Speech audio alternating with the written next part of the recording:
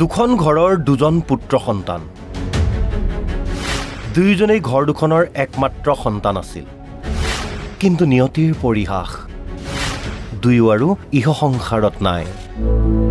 মৃত্যু কাৰ বাবে কোট কেতিয়া ৰৈ থাকে সেই কথা কোনেও নাজানে সংগোপনে আহি কাঢ়ি লৈ যায় একোটা সপোন পিতৃমাতৃৰ বুকু খুদা কৰি থান বান কৰি থৈ যায় একোখন সুখৰ সংসাৰ এইজন নাৰায়ণপুৰৰ দিবাকৰ ফুকন আৰু এইজন সৰ্থেবাৰীৰ দীপজ্যোতি বৰ্মন নাৰায়ণপুৰৰ দিবাকৰ কৰ্মসূত্ৰে গুৱাহাটীত থাকে এটা প্ৰাইভেট কোম্পানীৰ কৰ্মচাৰী দিবাকৰ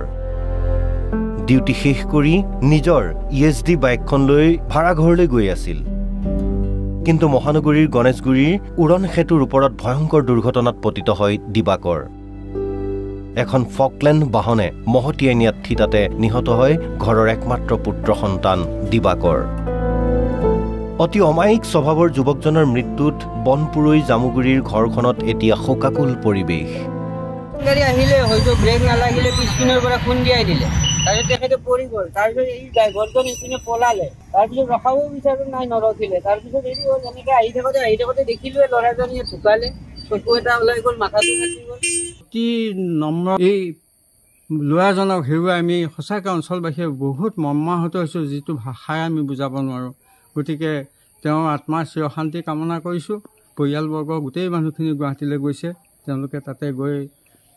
সিদ্ধান্ত ল'ব যদি ইয়ালৈ আহে ইয়াত আমাৰ গোটেই গাঁৱৰ ৰাইজ সষ্টম হৈ আছে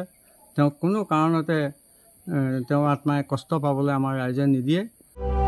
আনহাতে দীপজ্যোতি বৰ্মনে নিজৰ য়ামাহা বাইকখন লৈ সৰ্থেবাৰীৰ পৰা এজন বন্ধুৰ সৈতে ব্যাসকুচিৰ ঘৰলৈ আহি আছিল আৰু সেই সময়তেই কমাৰপাৰাৰ এটা বিদ্যুতৰ খুঁটাত খুন্দা মাৰে দীপজ্যোতিৰ বাইকখনে ফলত থিতাতে নিহত হয় দীপজ্যোতি আৰু গুৰুতৰভাৱে আহত হয় বন্ধুজন একমাত্ৰ পুত্ৰ সন্তানটিক হেৰুৱাই শোকত ভাগি পৰিছে পৰিয়ালটো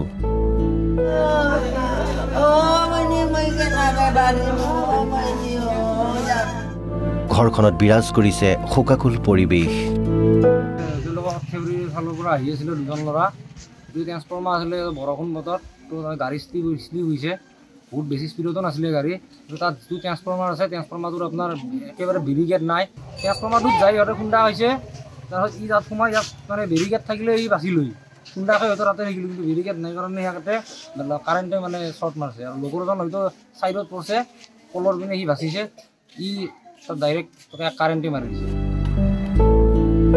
নাৰায়ণপুৰৰ পৰা পংকজ কুমাৰ ফুকন আৰু চেঙাৰ পৰা আছিক আহমেদৰ report Assam live 24 NB news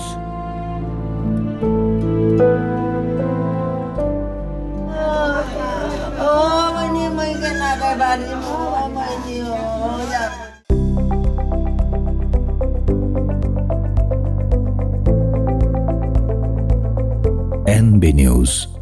সহজ সৰল ভাষাত নৱভাৰতৰ কথা।